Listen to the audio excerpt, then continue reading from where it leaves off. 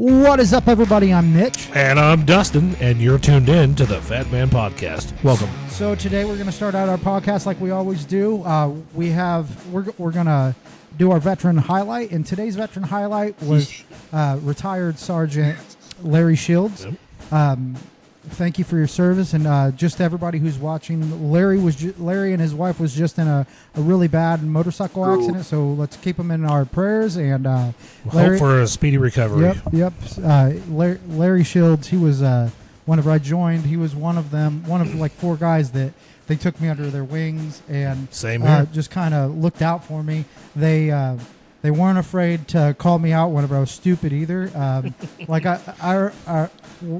that group of guys, we always called them the old timers. I remember I did something. I don't even remember what it was. I was a young 20-something-year-old, and they were like, "Lunsford, I know you're not that fucking stupid." You know, it's like that was just. Sounds about like Shields. They weren't afraid to call me out, but they always had my back, and I always appreciated them. So, Larry, get healthy and get better, and both you and your wife, and thank you for your service. Thank you. Good. And also to our community, we want to shout you guys out. We have a lot of newcomers. Ry Cerna, he's was on the podcast last week, and but we appreciate you coming on and joining the community, and Natalie from Deep Roots Fitness, she's now partnering up with us, so we're excited to work awesome with her stuff. And Kaylin, and so thank you for all the positive support and all the love and the comments, and we just couldn't do this without you guys. So on the lines of the community, just so everybody's aware, we've posted a few things on Facebook here and there, but we want to let everybody who watches the podcast know as well. Wednesdays are our workout Wednesdays, where we invite the community to come with us to the YMCA here, the local YMCA in Brazil, and anybody and everybody's welcome. Every fitness style, every fitness type, every fitness expertise, whatever you might be. Everybody's welcome to show up and work out with us. Come hang out and just enjoy some laughs and some good fun and some exercise, and see where it leads. A lot of filthy jokes and a lot of fun. You know, I mean, we get a good workout. You can be a fitness expert or you can be a fitness beginner. First day in the gym, it doesn't matter. We're here for everybody. So real quick, I went to Natalie's class. So Natalie, this lady Natalie, she owns a gym here in Terre Haute and called Deep Roots Fitness. You should check them out. They're really awesome. They do all kinds of calisthenic and HIIT training. They do bungee, strength training, all kinds of stuff, and they're great people. Well, she comes and works out with us on Wednesdays and doing lifting. Well, on Saturday I went to her class, and she was like, "This is payback, bitch, for all the pain you put me through." And so we were sitting there. We were doing what are they called? Russian twists. Oh, and I don't do a lot of abs, and it was apparent during this, and I'm doing the Russian twist, and then I stop, and I'm like, "Oh, son of a bitch, dear Jesus!" And then I go again, and she's like, "I can't even do mine because I'm laughing so hard at you." And she's like, "This is payback for making me hurt for 3 days." But it's great. It's a great time. It's a good time. It's a great time. Yeah. So come out and join us. We'll It's every Wednesday at 7:00 at the local YMCA here in Brazil, Indiana. You don't even have to be from Brazil. You don't have to be part of the community. If you're just one of the people that likes to watch the podcast from time to time, or if you just happen to stumble on it and hear this, show up, hang out with us. If you're just passing through and want to hang out with two idiots. Yeah, two goofballs that are just out there a little bit, come out, hang out. We'll get a good workout in and have a lot of fun, because working out sucks. I don't care what anybody says. It sucks. It just sucks a little less whenever you're doing it with good people. And if you're camera shy, don't worry. We don't record the gym sessions or anything. We do like to take some what we call swolfies at the end, just a picture of everybody that joined us, and we post it on our page. So have fun with that as well. It's a lot of fun. So come out and join us. So today we got a very special guest. I had the pleasure of chatting with him about a month ago on a Zoom call, and but he's a neuroplastician, and he started this program back in 2007 to work with the military, and now he joins us today. So, Mr. John Kennedy, welcome, John. Hey guys, welcome. Thanks. I appreciate this. Appreciate you having. Well, thank you for being on. Yeah, thanks for hanging out with us today and tolerating us for however long this takes. Yeah. Well, gotta thank Nicky Santana. He recommended this, so he connected us. Awesome. Yeah, I like old Nick and Vic. They're some good guys. So could you dive in first? Tell us a little bit about you, and then can you explain to us and our audience, if they don't know what it is, what a neuroplastician is? A neuroplastician or neuroplastician? Neuroplastician, but most people don't know what it is, so that's perfectly okay. Yeah. So my story. My whole life, I've always tried to solve problems. I grew up in a house built in 1719 in the woods of New York, and we'd go out and try to get ourselves lost and try to find our way back. And then high school, we lived in Japan, and same thing, tried to get lost. And just had a reunion, by the way, a couple months ago. So I was always intrigued by trying to find, as one person says, solve the unsolvable. And so that turned into a consulting business. So I did a lot of consulting for really big companies out of Chicago. So Aon and Motorola, and I worked at the very highest levels just trying to solve problems, because small companies have small problems, big companies have big problems, right? Yeah. They bring me in to try to solve these problems, and I love doing it, right? Got to lead some incredible teams. And then my brother, Army Master Sergeant Dave Kennedy, came back from Iraq in 2006. And he had actually been a missionary in Zimbabwe for many years, was in the reserves, had volunteered to deploy over there in 2006 to see if he could help. He was in civil affairs, and he just came back with the story of just how terrible IEDs were. Our military force against anybody head on, we destroy everybody, right? We can do that. But the IEDs were just so insidious, right? You got a bomb and there's some trash in a corner and a trigger man a mile away, and very bad. And he kind of planted this thought in my mind: could I do anything to help? And I thought, this is could be a cool for me. Instead of helping businesses make more money, maybe help save lives. And I didn't even know if it was going to work. Right. And I got invited to an event the Marine Corps held every year out of 29 Palms. And then back then, everybody was trying to solve the IED problem. And so this event was designed, it was a long weekend. They invited contractors from all over the world to come in there, and they just inundated us with as much information about IEDs as possible. And out of that came some good things, right? I met a young guy with a young company who developed the kind of jerry can that wouldn't explode. They came out with better up armor for the Humvees, right? And so better radio jammers. But I was a process guy. My whole approach to solving problems was based on developing a more efficient process with a very simple interface in order to do it. So, man, Marines process, everything's process, right? So I knew I couldn't help in that way. But then what occurred to me was the guides who led us around were all Marines who had survived IED attacks. And the consistent story was, I started around this one street or this one alley. Somebody told me something was wrong, and I went a different way. But the guys behind me kept going, and they got attacked. So why do we kept thinking about this? Why do we have two Marines, similar training, similar ages? One has better what we would call intuition, right? Not just sensing the danger, but actually acting on it. Very last day, I was shaking hands with the base commander, General Doug Stone. Brilliant guy. He had been in business before, so when I gave him my idea, he kind of got it. I thought, man, here I am making business processes more efficient. What if I could do the same thing for the brain, make the brain more efficient? Maybe we could actually improve intuition. And it was a long shot, but he helped me get my first contract to try this. So 2007, it was a big Department of Defense overseen experiment with the Marine Corps. Now, probably the best part for me was the only base they could find for me to work out of was K-Bay in Hawaii. So got to live in Hawaii for 3 years, right? But during that time, I embedded with the Marines. Oh, that's not a bad place to live. No, it's a great place. Best beaches on the island are on K-Bay. I don't know why. But I love this. So here I am. I had to, in order to do this, I had to actually embed with the Marines. So I did all their, I didn't do everything they did, but a lot of things. I told them, hey, if I'm going to train you how to, your brain, you got to let me shoot stuff, right? So I got to shoot a lot of stuff. But basically, went through the training, really developed some, well, you guys know, there's something about being on a desert for 3 weeks with no running water, no hot food. You just develop some bond with the guys, right? And that happened. Right. These guys were just amazing. But during that time, I had to develop my program.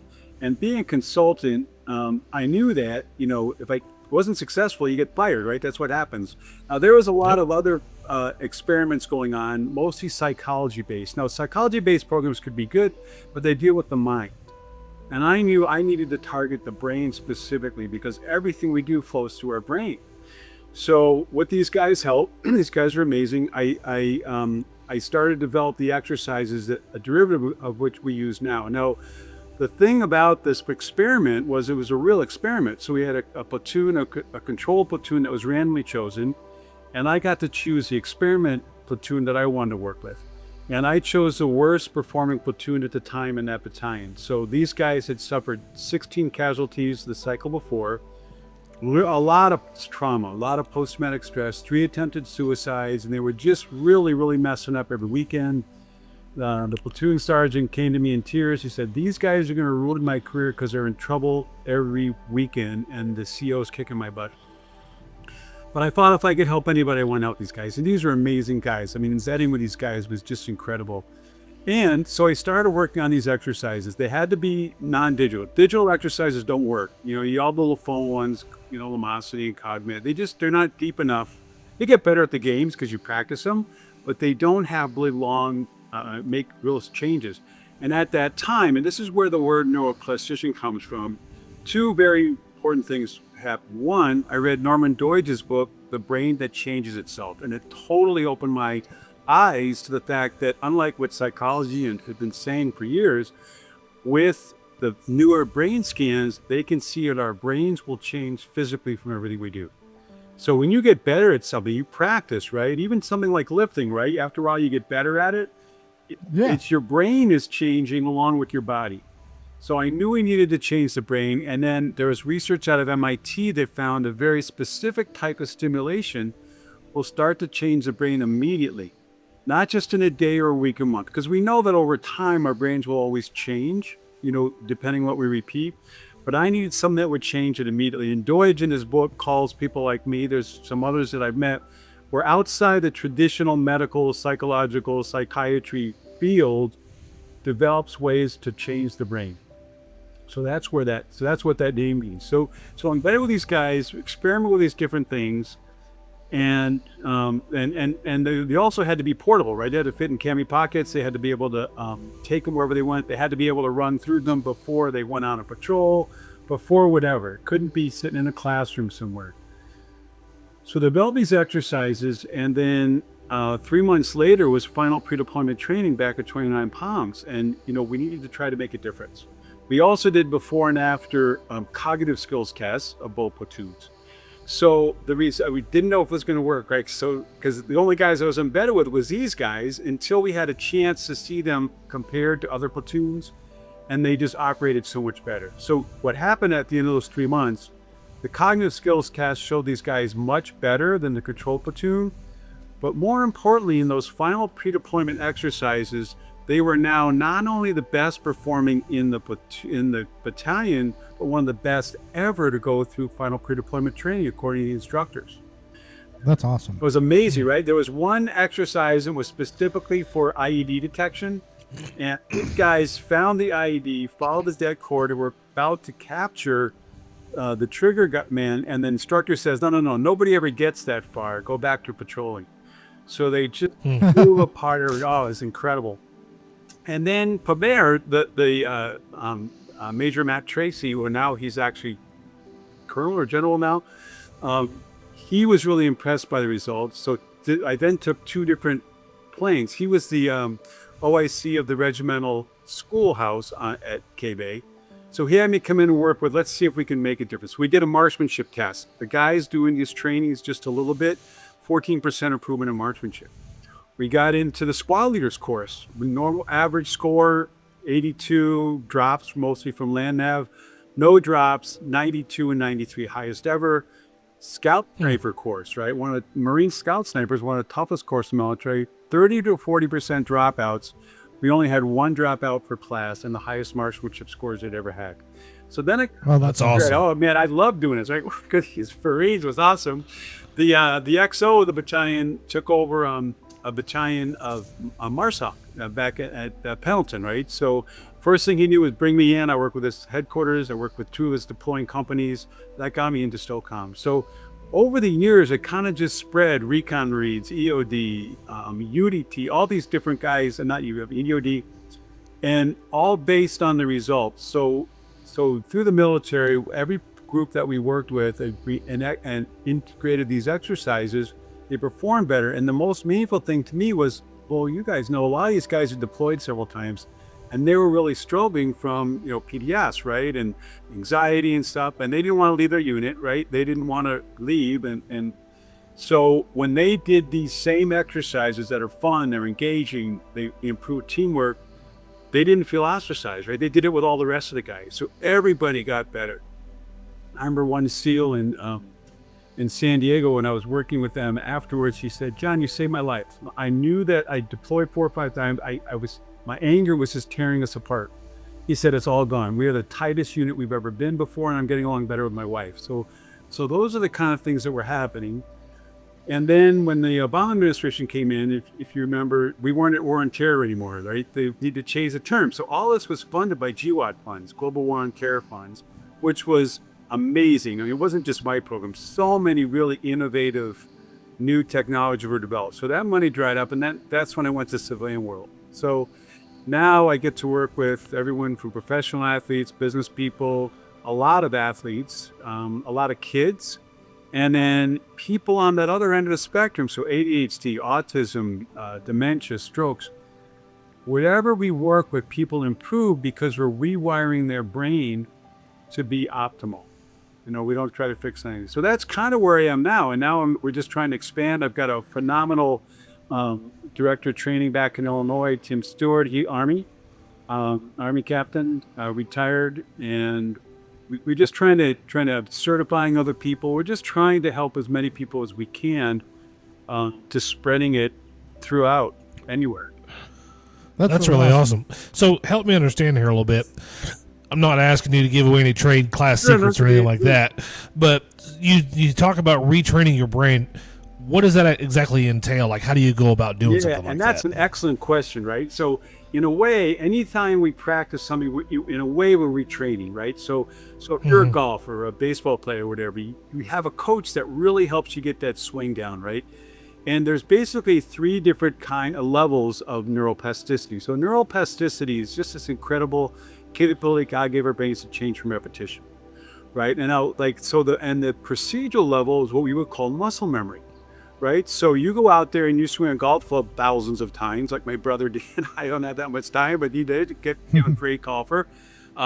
You baseball or lifting weight, whatever it is, when you repeat it, you get better in those procedures, and it's the brain that's changing. And it could take some time, but it works. It's kind of like a computer, right? We have all these different applications. You've got your word processor, your games, your browser, and you can upgrade each one of those to be better, but it doesn't necessarily impact anything else. Right? It's the same thing. You could be the best pitcher in the world. Doesn't mean you can spell or do math or anything else. Different parts. Now, the operating system of the computer is where psychology is. Again, could be very powerful, right? So you've got anything from NLP to meditation to mindfulness and all those things. And it can help at that psychological level. But again, it still takes a long time, right? You got to repeat it over and over again. So what I realized was the fastest way to improve every application and the operating system is just get a new processor because it's faster. And so that's what the program does. And that's an excellent question. So how do we do this, right? How do we rewire the brain that it impacts everything? And so basically, our brains will do whatever we ask it to do. Right. Basic exercise is the simplest thing you've ever seen in your life, because when I was developing this for the Marine Corps, my daughter was 5 and I wanted her to be able to do it as well, which is why we could help kids. It's just symbols on a piece of paper. If you saw this, you'd say, hey, what do I do? Make an airplane out of it? I mean, it's like hell. But it's like at the gym, right? You go to the gym and you see dumbbells on the ground and you think, well, how can a hunk of metal make me stronger? It's how you use it. And so these symbols, each symbol requires a decision. And when your brain has to make decisions, it improves at a core level your ability to make decisions in the real world. And we make them increasingly harder and harder. So basically within 35, 40 minutes, people are making decisions with this very, very simple sheet of symbols that they know that there's no way they could have done when they started. Now, Wow. the brain, it's designed to be simple, but the brain has to work really hard. We're not even aware of it. So when the brain works hard, it changes really fast. So in order to the brain to get the rewards for doing these exercises, it has to focus. So focus improves 100%. It has to go faster, so processing speed improves. And the cool thing about our brain is two things we've learned over the years with our brains. One, actually, we have tons of research. I have many neuroscientists that have helped, with the research. Our brains will always change the fastest where they're the weakest. Again, kind of like your body, right? If you're doing a compound motion, wherever you're weaker, you're gonna get stronger faster. The brain's the same way, and we all have a different makeup of these cognitive skills. And the brain wants to train the weaker ones faster so it can keep up with everything else. But the other really amazing thing is our brains will rewire around damage. So if we work with people with concussions or strokes or dementia, even Alzheimer's, we're not trying to fix anything. We're just training the brain to do what it needs to do. And the nature of the brain is it will rewire around any damage to get to the result we want it to. Okay. I got you. So simple. I mean, you guys saw, I trying to show you what it's basically symbols on a piece of paper, and it's actually a derivative. So when we first started with the Marine Corps, we actually had a little bit of a booklet that had a lot more symbols in it. We realized we didn't need that. In just there's 128 symbols on a 8.5 by 11 piece of paper. You can fold it up, put it in your pocket, take it out. You can run through it before meetings or whatever, shooting or whatever you want to do. And just the difference from the top and the bottom, you can actually feel it getting smoother and faster. That's really awesome. So Now, I have a question. Is that similar, kind of the concept? And if this isn't similar, just tell me. So I always struggled with my weight. I'm down about 55, 60 pounds, but it was always a struggle. And then about 2 years ago in August was when we started going to the gym. And me making myself go there and him holding me accountable, and it's not only like made me stronger physically, but it's done something with my brain too. And like where I used to really stress out about every little tiny thing that I put in my body and all this stuff, the longer we've been doing this, the more I've learned, and I've realized that there were so many lies that I've told myself, and it's like changed my whole entire perspective. Just from lifting heavy shit has changed my whole entire perspective and kind of retrained how I think about things. Is that the same principles of like neuroplasticity in a sense? yeah, very similar actually. Then that's all neuroplasticity, and it's actually kind of what you're doing, right? Because that's why discipline is so important, right? Because the first time you went, you didn't like doing what you're doing. The first time I went, so I don't know if you can tell, he's a big guy, and he's been a power lifter for 5-6 years. I had never lifted a weight in my life. With the Army, I always did the calisthenic workouts. Right. And I went there, and my bravado got the best of me too. And I was like, he's lifting heavy shit, I can lift heavy shit too. And then the next day I went to like wash my face and wash my head, and I'm like, oh God. That was so miserable. Right. Yeah. Well, it is very similar. So when you do the body is changing, but it's also the brain connections that are changing, and that can make that easier and better. So anytime you repeat something, it becomes easier. Even if you're lifting the weights, the motions and everything else become more automatic. You have to think about it. The willpower will become special. So that's a little different than what I do, but it's very definitely that's neuroplasticity that's changing, because everything you repeat gets easier. Now, along those lines, I got a great book to recommend. A Delta guy I trained recommended to me. It's called The Comfort Crisis by Michael Easter.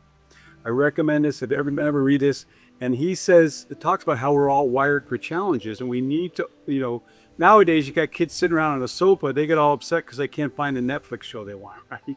That's not a challenge. What you're doing is a real challenge, right? You're taking the whole, and that's what we're wired to do. And the more you can do that, the better it is for your brain and your body and everything. But that's kind of the same principle. The exercises are kind of the same thing, but they're just shrunk down. So you go through this, 128 decisions, and now the cool thing is the speed of processing. So it can take people anywhere from, a minute and a half to 3 minutes to do it the first time. We always measure because we want a metric consistent. So we've got thousands and thousands of people we've measured. And what we found is the difference between a high performer and the absolute top performer, it's really speed of processing, right? Like, professional athlete, for example, or anything, even if you can do your weight, if you can do things a little bit faster, it gives you an edge. At the same time, almost every debilitation, from ADHD to strokes to dementia, whatever it is, poor processing is an issue. So we always want to get the processing faster. So we can typically improve speed of processing by 10 to 30% in the first hour. And then people can continue to practice that and make it faster and faster and faster. But it is a very similar principle. Now, you mentioned that going to the gym. So I have the other thing I've done with this recently, and Tim's helped me a lot. My Army guy, trainer, we actually developed a way to help anybody change any habit in 30 minutes or less, not 30 days. That's cool. Oh, that's awesome. Amazing, That's awesome. right? Pretty big. Create a habit, change a habit based on these same principles. And so that helps you. If you don't want to work out, you can create a habit to get you to the gym. We've done that with people. But another thing about working out is interesting. So you might not have this problem, but a lot of people, they gain weight because they stress eat, right? When people stress, they want to eat something or they want to smoke or whatever. And one of my clients, kind of funny, so it's woman, Lydia, and she started a construction business in Montreal. And obviously a lot of pressure because a woman in a male-dominated industry, she was trying to get a certification. She wasn't getting a sleep. She was so stressed. So she started doing these exercises several times a day. And she noticed that things you write down were getting done better and faster after she did these. So her whole life changed. In fact, about 4 weeks later, she said, John, by the way, you got to know, I've now freed up so much time on my schedule, I can start dating again. Which was cool for her, right? Because That's getting awesome. so much more done faster. And then, so this to our conversation, she said, by the way, I lost 12 pounds. I said, wait a minute. If we can make this a weight loss program now, Yeah, it'd be golden. Getting into new markets. yeah, exactly. And she said it was because this piece of paper, she gave it to her refrigerator and her cupboard. And whenever she got stressed and wanted to get something to eat, right? Because we want that dopamine release, and one of the things that happened with the exercise were releasing dopamine. She'd get as far as the kitchen, she'd run through the exercises, and then two things. That was her dopamine hit, but then she was motivated to get back to work. So without even realizing it, she wasn't stress eating anymore, and that helped her lose some weight. So Was a big part of it just giving her brain something else to focus on outside of that? Yeah. The emotional eating. Yeah, in two ways, absolutely in two ways. So one, because when you do the exercises, we always make them a little bit harder each time. So one, couple things, that anticipation of what releases dopamine, and then when you do it, you got the endorphin. So that took care of her dopamine release. But also, as you said, when you run through this, we call it a speed drill. Basically, it takes about a minute. Your brain is primed, it's focused, and it's making decisions fast. And then you can just use that to launch into whatever else you're doing after that. So if it's a meeting or a sport or whatever, it's kind of got your brain wired. It wants to do something. So that's how it works in that way. And we're always trying to do studies. As I said, we have a couple of neuroscientists that have helped us. It's been very helpful. Because when I developed this, I was a consultant. I wasn't a psychologist or a researcher. So, when you're consulting, you find what works, you keep building on it. As where a lot of programs are research-based, which is great, but they take a really long time to develop. Right. Yeah. There's actually kind of a joke in that field. If you Google what is 17 years, it will say that's the amount of time it takes for a research to start to produce something at the end. And I had 3 months, right? So it has So that, you had to work with real results. yeah, exactly. And then they tell me what's going on. So I don't have time to research. They research. So I take them through my exercise and okay, tell me what's happening. And one said, well, we're releasing dopamine, endorphins. We're creating all these neurotransmitters in the brain. Another one from Harvard was interesting. He said he felt this was the best anti-aging program he'd ever experienced. I said, why is that? And he said, one of the reasons that happen, we lose our memory when we get older is because the capillaries that feed the neurons start to dry out. And when the capillary dries out, the neuron dies, we lose that memory. He said that you are flooding the brain with so much blood that you're repairing that, maybe even creating neurogenesis, which I thought was cool. That's cool. Well, then it was cool. We actually had someone put an HEG scan on, and I didn't even know these things existed till this doctor told me about it. HEG measured blood flow to the prefrontal cortex. So I had a 76-year-old man do the exercises with the HEG on, and you could see the blood flow increase. So it was like we kind of knew what was happening. Now we had a picture of it. So That's cool. So would it be kind of a stretch to say that this neurogenesis could kind of stave off dementia? yes, absolutely, yes, and especially earlier when you catch it. I've got a wonderful guy I've been working with for about a year with dementia, and for the first several months, it was amazing. We actually recovered some of what he had before, but because it's a physical disease, over time, you can't ever stop it. Right. But his wife was so happy because she got a year where he didn't have to go on medication, and it's continued to help his quality of life and those around him. He hasn't had to go into That's amazing. memory care. We can never stop that, but by regenerating the brain, the neurons, and rewiring the brain, we can hold that off for a long time. That's well, cool. I've read things that said that, and this may not be verbatim, but I've read things that said that, you know, the more you use your brain, the more you challenge yourself throughout your age, it decreases your risk for dementia. So like that makes sense why that would Absolutely make a difference. There's a very famous study of some nuns. It's called the Nun Study, if you look it up. And basically, they studied these nuns who donated their brains when they died. And they found that up until they died, they showed very little symptoms of Alzheimer's.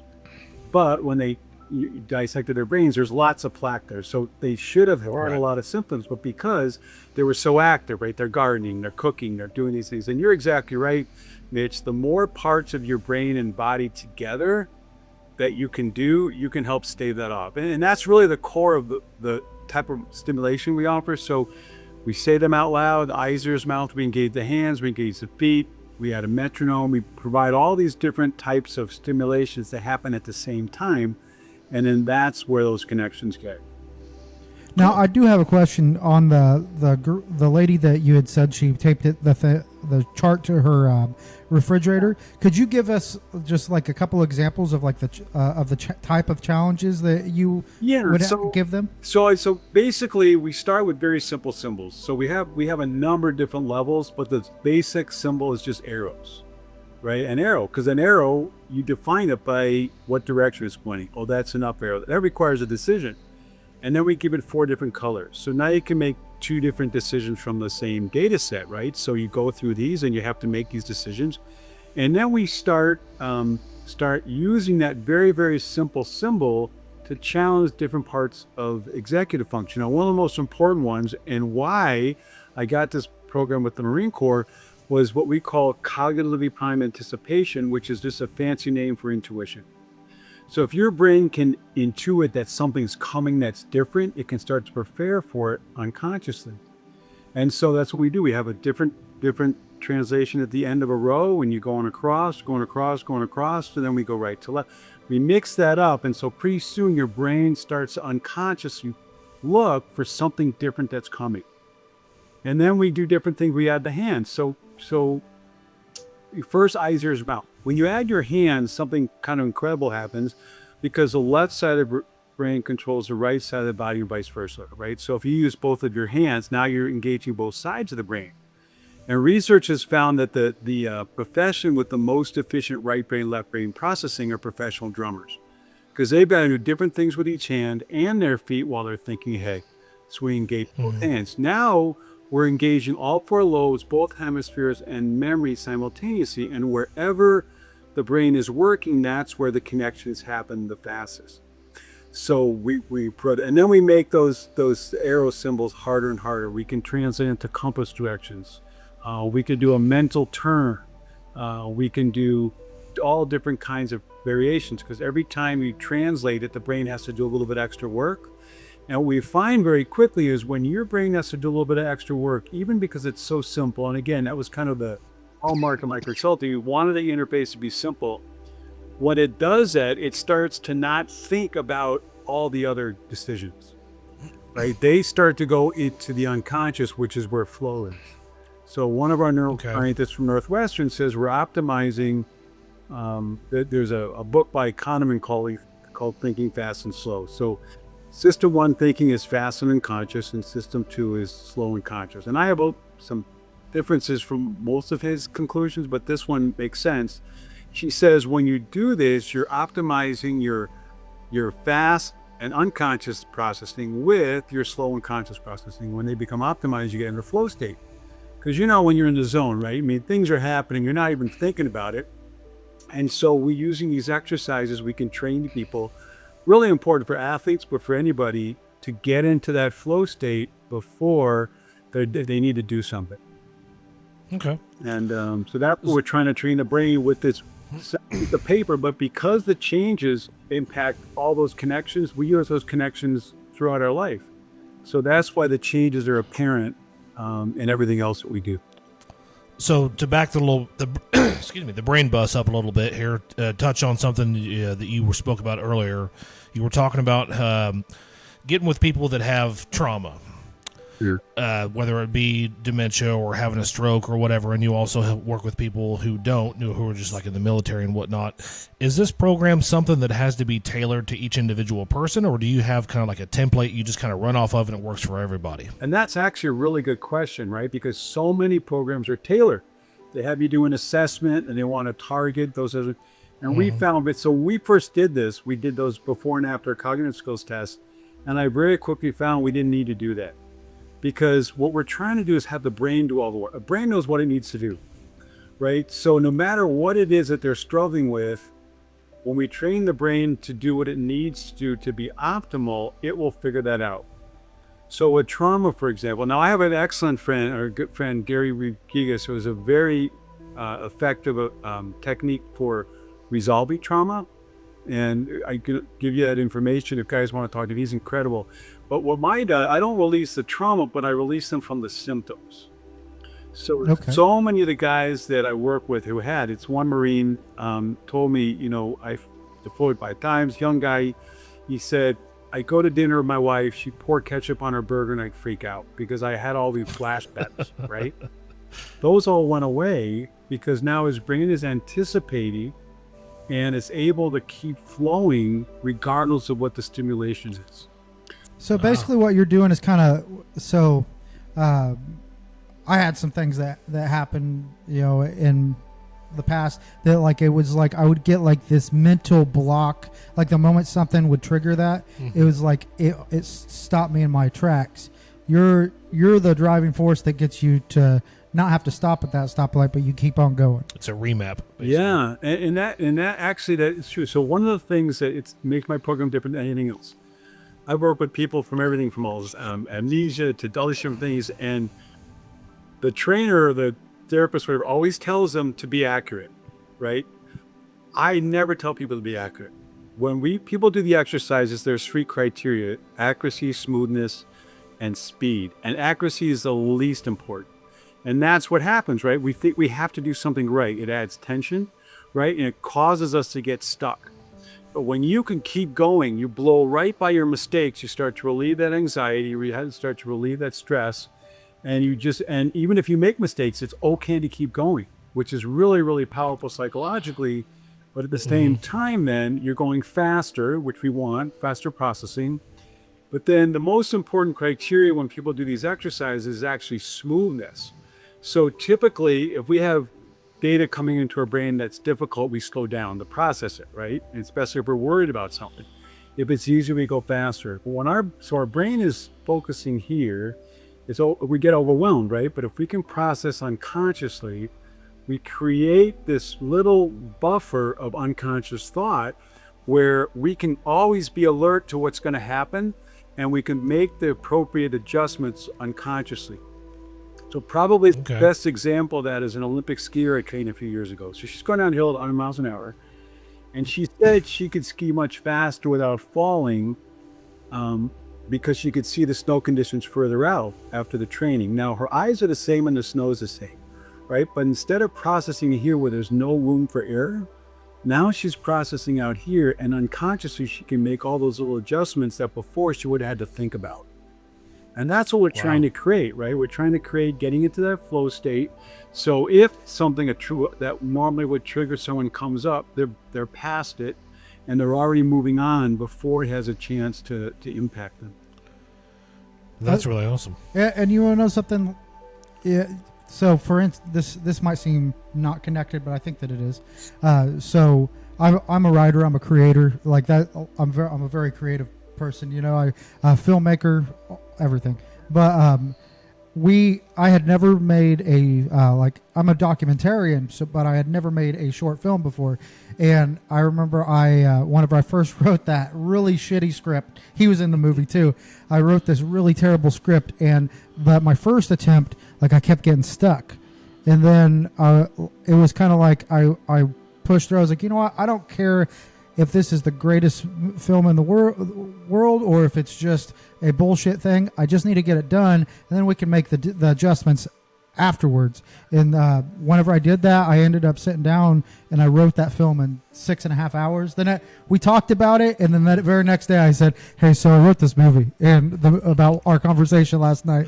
And he was like, okay. And so then we shot the film, and it turned out really, really well. After we made the adjustments, we rewrote it 3 or 4 times, but it was kind of whenever I allowed myself to make the mistakes, it was like it broke something loose, where the writer's block that I was originally getting, because I sat and stared there for like an hour because I got the first paragraph done, and I was like, I don't know where to go from this, but I knew where to go. I just couldn't unlock it in here. And finally I was like, you know what, we're just gonna let this flow and see where it goes. So is that similar to what you're talking about? Yeah, that's an excellent example of that, right? And that's what we're trying to create at an unconscious level, for what happens all the time. Right? I mean, and I remember one time I had a woman I was working with actually started crying when I told her you don't have to stop for mistakes. So my whole life was told to be perfect, right? It would just add stress and everything else. So what you did is exactly what you want to do.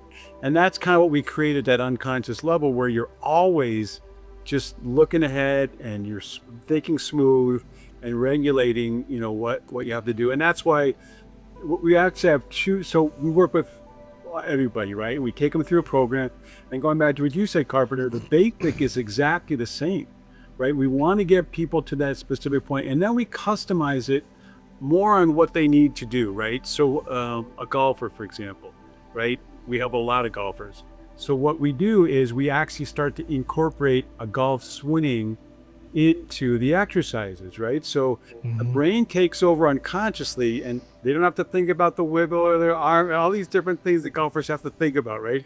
They don't think about them anymore. The brain takes over and does that. Or we can customize it to a different type of sport, to a shooter or whatever. We do a lot of, so basically that's the customization piece. But the basic training is just like you're saying, we want it to be in flow all the way through, no matter what's happening, so you're not having to think about that.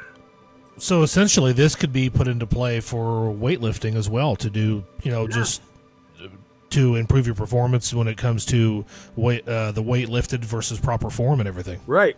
Now, I haven't worked with a professional weightlifter, but I have worked with some professional football players. And then you said that they can lift more weight because what they're doing is, one, they're able to focus.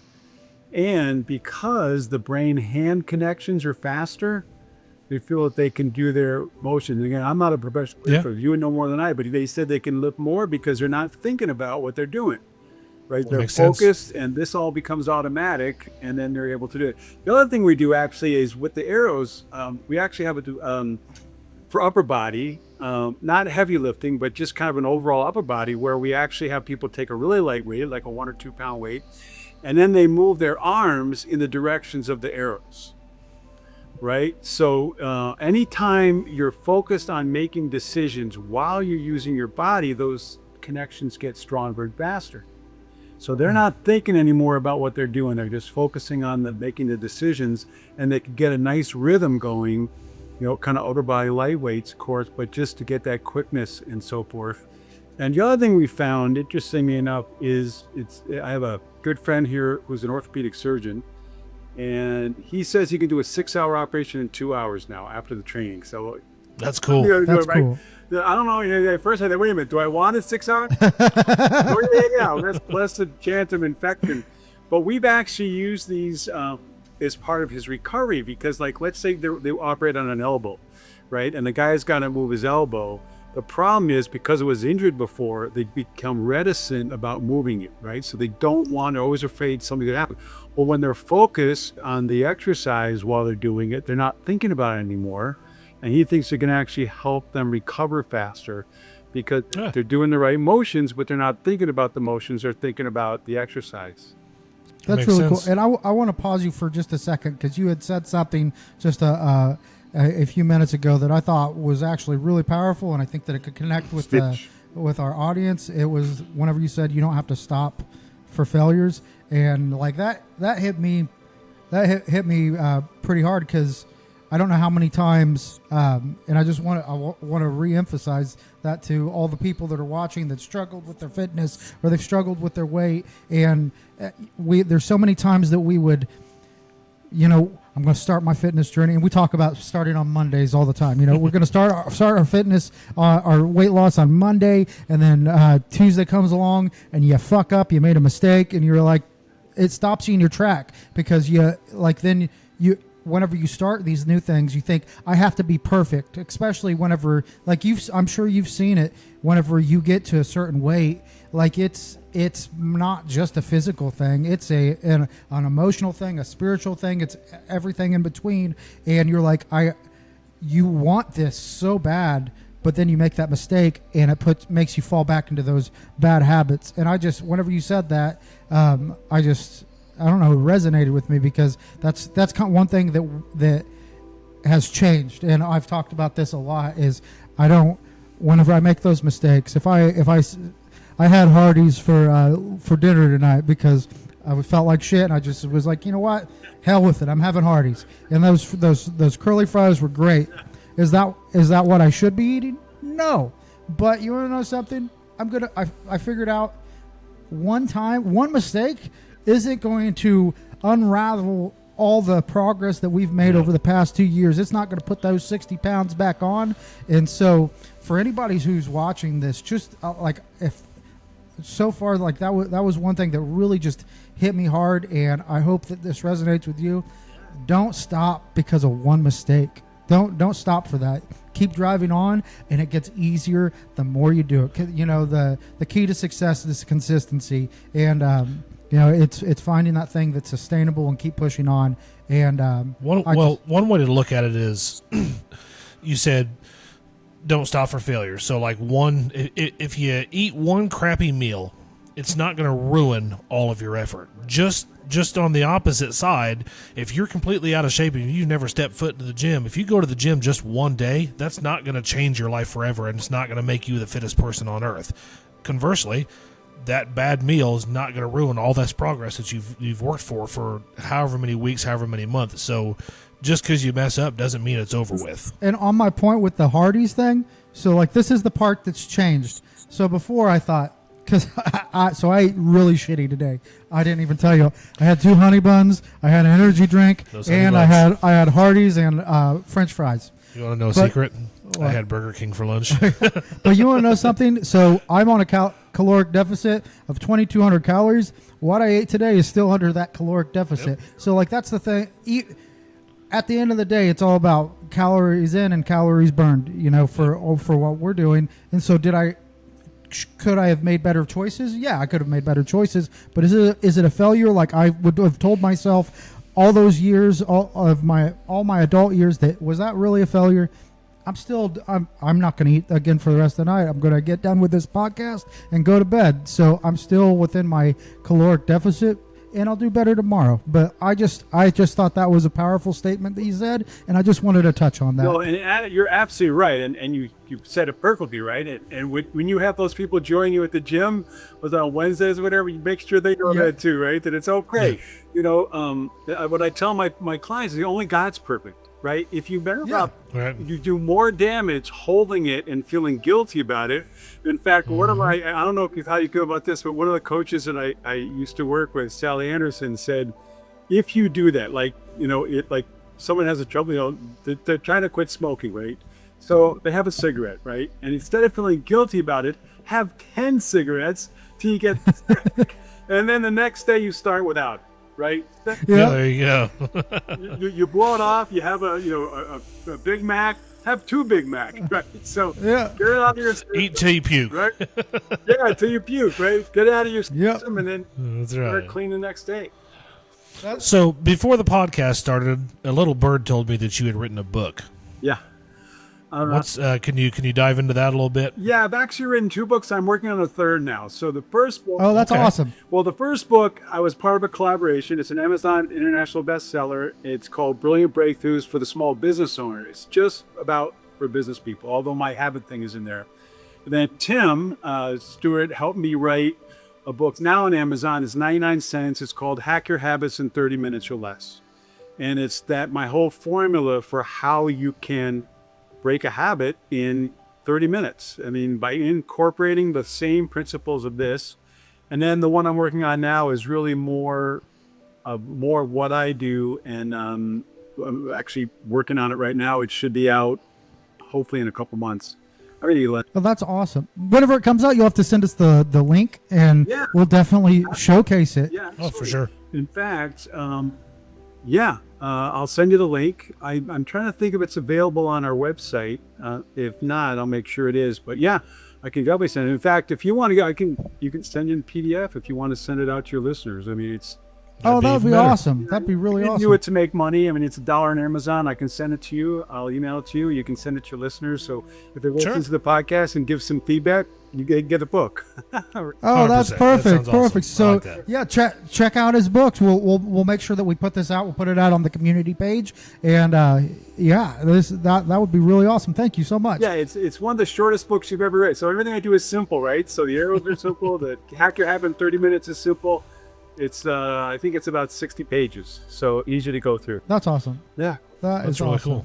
yeah. No, I think that's really interesting, and it's something that, like, especially pertaining to so we deal with 2 subjects pretty much, weight loss and fitness, and our military background. We always do we try to do at least 1 episode a month of we bring on veterans and telling stories. Has nothing to do with anything other than us being just stupid 2-year-olds with guns, and we just tell the stories that we have. But I think that this could be very beneficial for so many of our viewers and our community. And yeah, I think that's really awesome.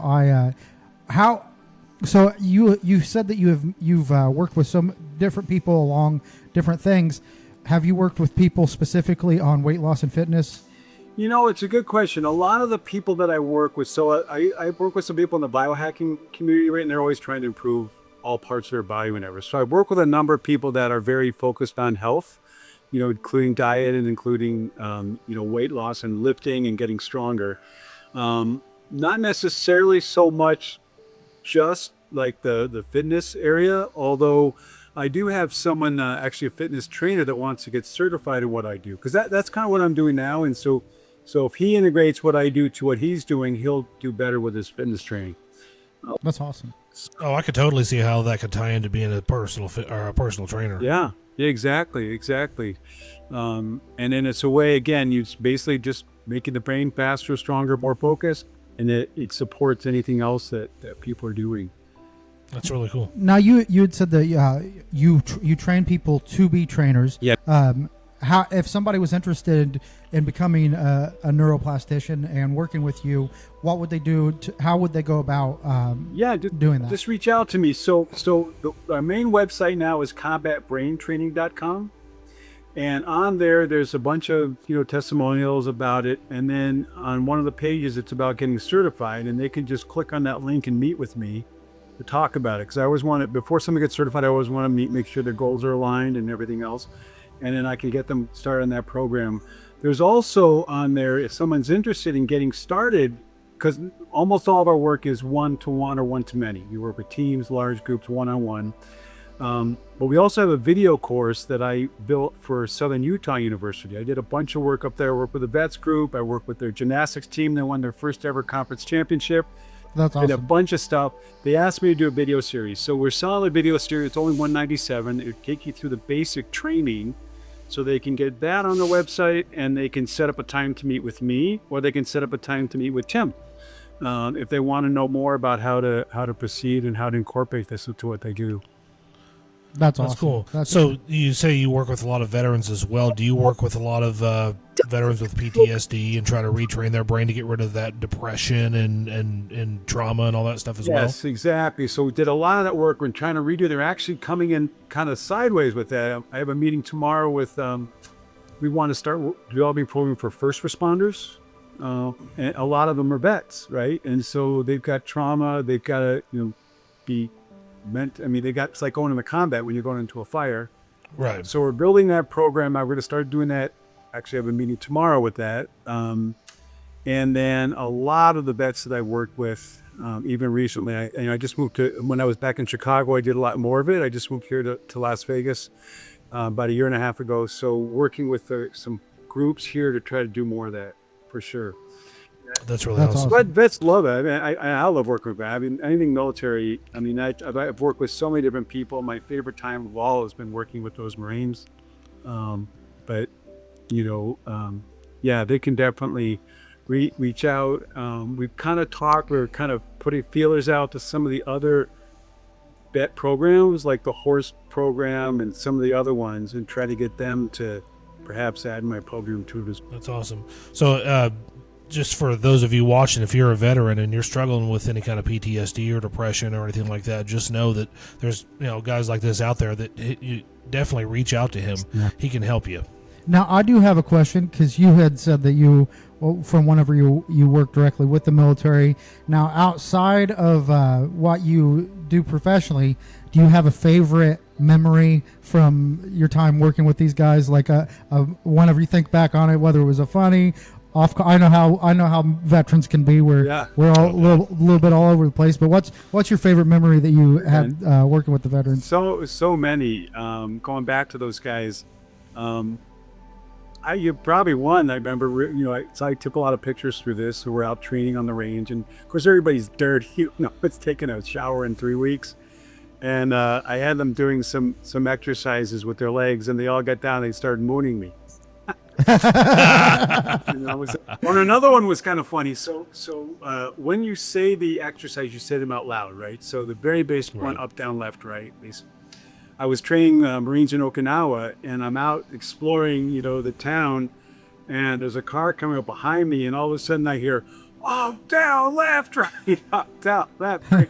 These Marines were shouting it all the way down the street. So that was kind of That's cool. That's cool. funny. So I can imagine, you don't have to divulge any names or anything like that, but I can imagine you've probably worked with some pretty high-profile celebrities and whatnot as well. Yeah, some professional athletes. Love working with athletes. Some high performers, yes and no. Some people in the film industry, doing some producers. My all-time favorite athlete really is Kat Perez. She's the goalie for the Colombia national team, and I got connected to her about 2 years ago. She was an alternate on their team. Within about 2 months, she became the starter. She had least goals scored against except for Brazil in the South American tournament, and then she led the team all the way through the World Cup, all the way to the quarterfinals. That's awesome. So cool. That's really cool. Incredible.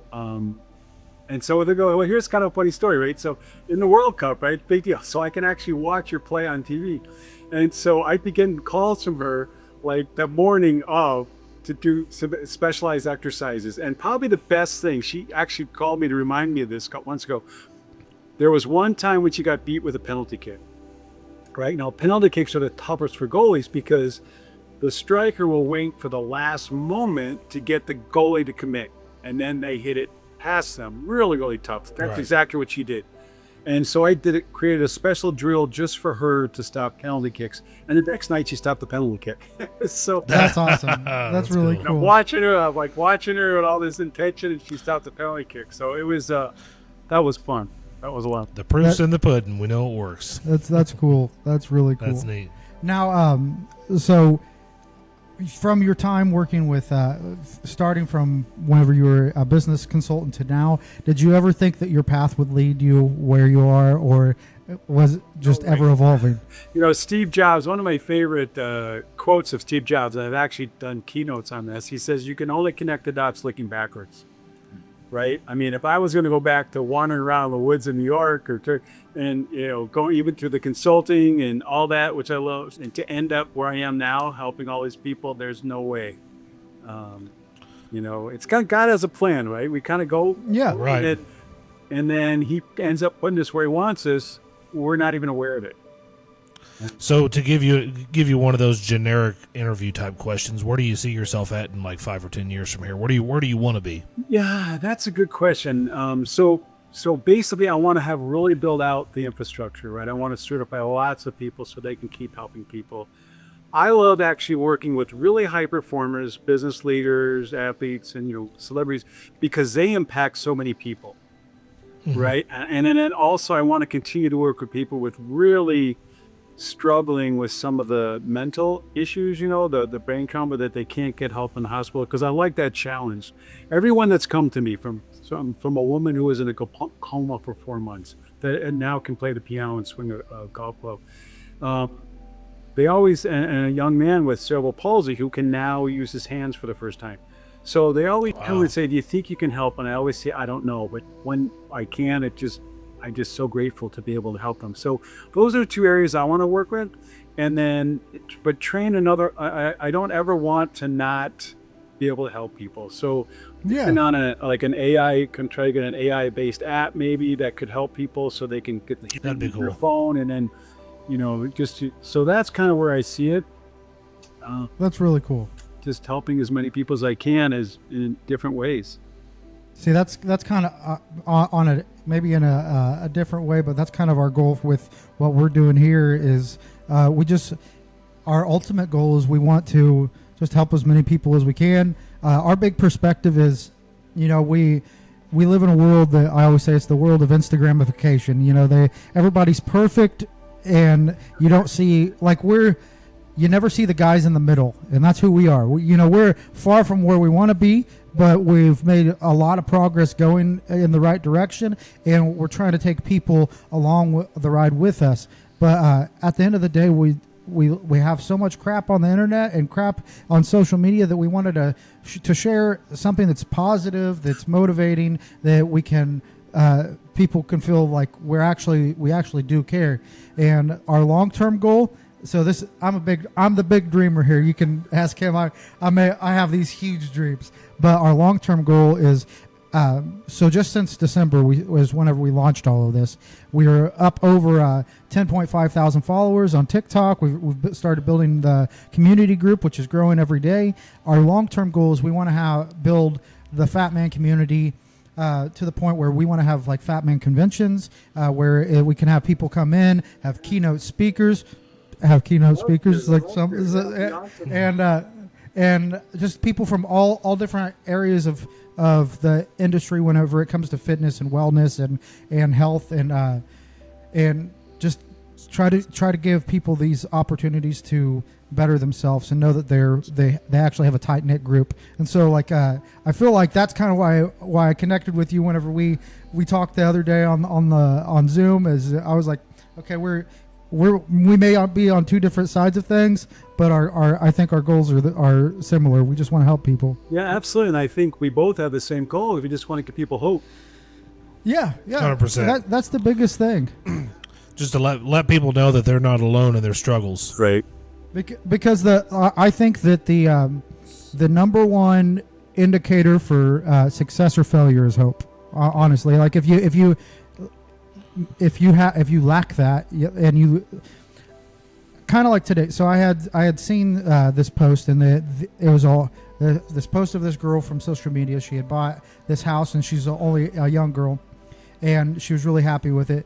But then I went and I made the mistake to read all the comments, and you've seen all these people just tearing this girl down. Oh, for sure. And it's a lot of it is because they're jealous. Well, they're jealous. They're stuck in situations because life's not fair. Let's be real. People have advantages and disadvantages, but I'm a big one that's like you can sit there and dwell in your pity for yourself, or you can dwell on the hardships, or you can see that light and find that hope and be like, you know what, I'm going. It's cliche, but they say shoot for the moon, you might hit the stars. You know, if you don't have a goal that you're going to go after, then you're always going to be stuck where you're at. So like having that hope, having those goals and ambitions are the only way that you're going to get to anywhere close that you want to be. And you might be surprised on how far you'll come. Yeah, that's absolutely right.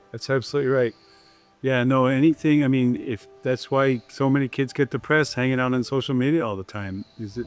Oh yeah. Bad.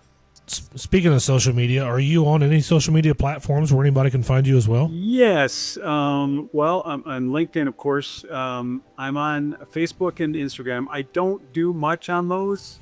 I need Nikki to help me actually probably get up on those. So I'm there. Combat Brain Training is the handle, I think, on Facebook and also on Instagram. Okay. Awesome. But yeah, the best one really is just the website, combatbraintraining.com. And people can't forget the brain. So many people think it's combat training. I don't train combat. For combat. So it's combatbraintraining.com. And we'll make sure that we put the link to the website with this video. That way it's just easy for people to find. And so one thing, like I said, we focus on fitness and just building ourselves to do better in the long term.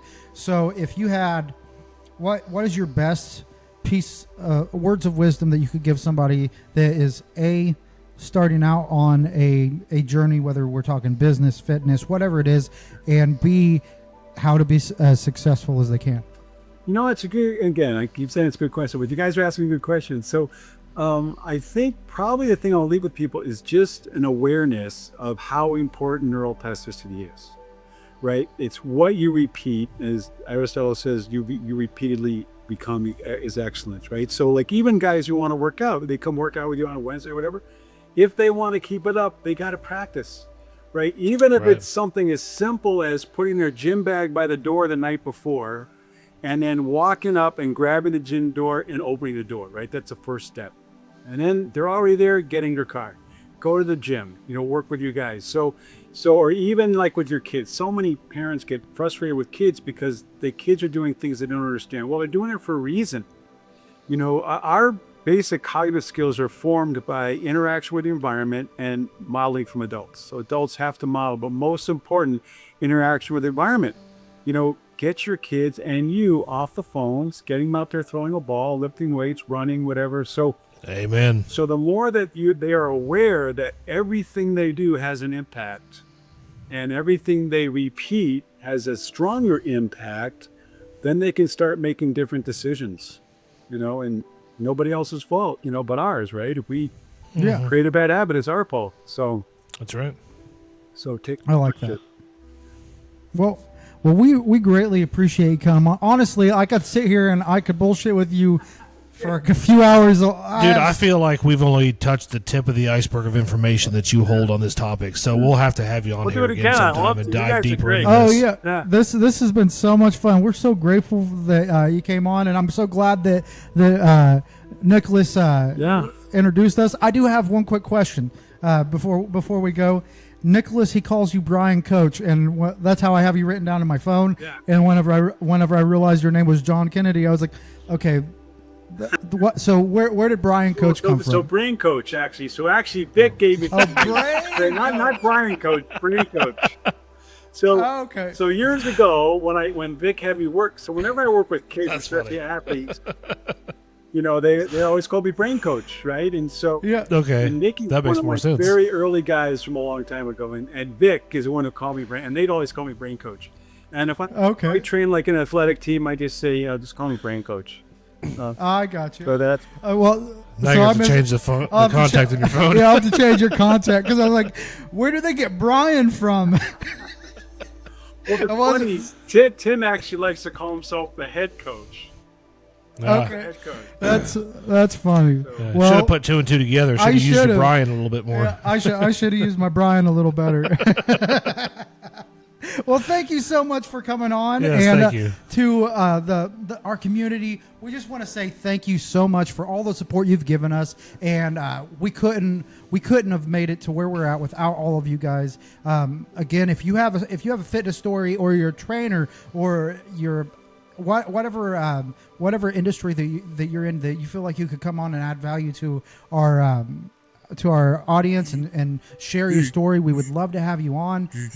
Our big thing is we love to motivate and support those in our community. And so if you have a weight loss story, we love hearing the successes, but we also, life isn't always about the successes. Sometimes you have to fail before you can get to where you want to be, and so we love to explore those ideas as well. So if you have a story to share with us, please contact us. The best place you can find us is the Fatman community there on Facebook, but you can also look us up on YouTube, was where our full episodes of this podcast airs. And then we love our TikTok community. I mean, they're some of the best people. They're so funny. I mean, I get so many great comments from our TikTok community. And don't forget, we now also have merch that you can purchase. Yes. We have the clothing line, cups, shakers, the whole 9 yards at thefatmanproject.com. Not thefatmanproject.com. Is it changing now? It's changing. Okay, so we got news to me. We got a new merch store as of yesterday. We are very blessed and honored. We teamed up with a local vendor. Her company is GM Printing, and so the Fatman Project and GM Printing will be working a lot together. Another thing is I want to give a shout out to another one of our partners, Deep Root Fitness and Deep Root Fitness and Wellness. Natalie is wonderful. Kaylin, she's been on the podcast, and she lost 167 pounds. They're both just amazing people. Yep, and we'll have Natalie on the podcast shortly. Yeah, Natalie's going to be on the podcast June 1st, I believe. Yep. But we're really excited to share this partnership with them, and also we're not sponsored by Ghost, but Ghost. If you're seeing us, we love you, baby. I mean, we do. I put so much of you in my body on a daily basis. We put so much of you in us. Just know this. In a non-sexual way, at least me. I don't know. No comment.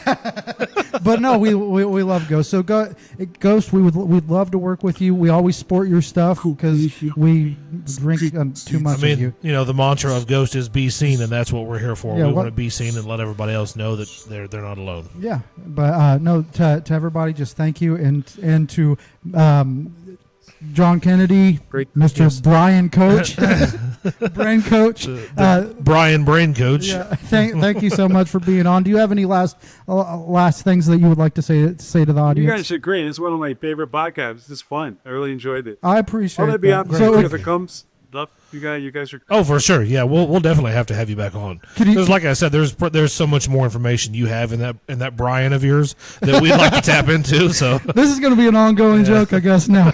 That's right. You got Brian in mind. Yeah, that's right. Well, that's right. But no, I'm Mitch, and I'm Dustin, and this is the Fatman Podcast. Don't be a bitch. Don't be a bitch. Thank you so much. Thanks.